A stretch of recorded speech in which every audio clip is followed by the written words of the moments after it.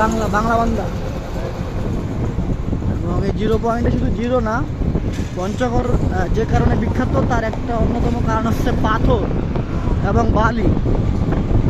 পঞ্চগড়ে বালি এবং পাথর সারা দেশে বিখ্যাত এবং এখান থেকে সারা বাংলাদেশ সাপ্লাই হয়।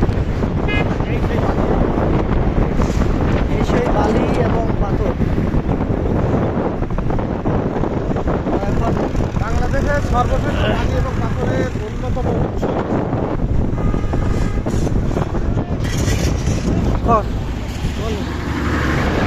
আমি মোবাইলে কথা বল। বাংলাদেশের অন্যতম যতগুলো বালি এবং পাথরের সোর্স হিসাবে কাজ করে সিলেট, তার ভিতরে একটা জেলা।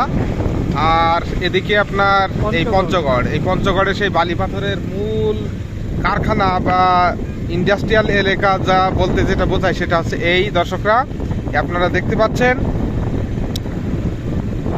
দেখান এই বালি পাথরগুলো দেখান। এই যে কত পাথর, একদম মানে যেন সোনার মতন চকচক করছে। এই আমরা সেই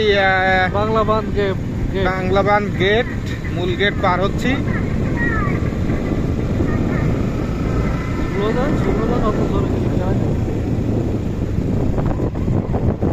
এই যে শুধু পাথর আর পাথর, মনে হয় পাথরের রাজধানী